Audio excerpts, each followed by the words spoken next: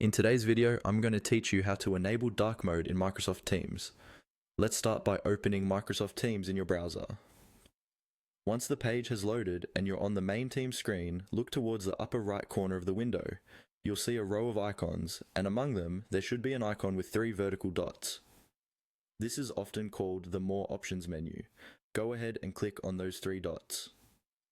This menu is where Microsoft hides a lot of personalization and configuration options, including the settings we need for dark mode. After clicking the 3 dots, a drop-down menu will appear. From this list, look for the option labeled Settings. It's usually near the bottom of the menu. Click on Settings to open the main settings panel. This panel will either appear in the center of your screen or on the right-hand side, depending on the version you're using, but the options will be the same.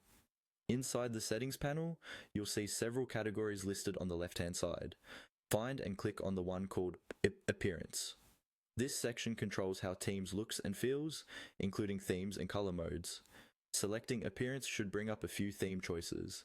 Now, in the Appearance section, you'll notice an option that says Follow Operating System Theme. If you select this, Microsoft Teams will automatically match whatever theme your computer is using. So, if your operating system is already set to dark mode, Teams will turn dark as well.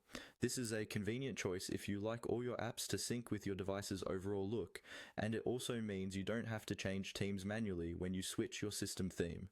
However, if you want to force Teams to stay in dark mode no matter what your computer is doing, look for the option labeled Dark. Click on Dark to apply the dark theme directly. When you do this, the background colors throughout Teams will shift to darker shades, which can reduce eye strain, especially at night or in low light environments. It can also make text stand out more clearly and help your screen feel less bright during long meetings or chats. Once you've selected dark, you can simply close the settings panel, your changes are applied automatically, and you're all set. That's all you need to do to enable dark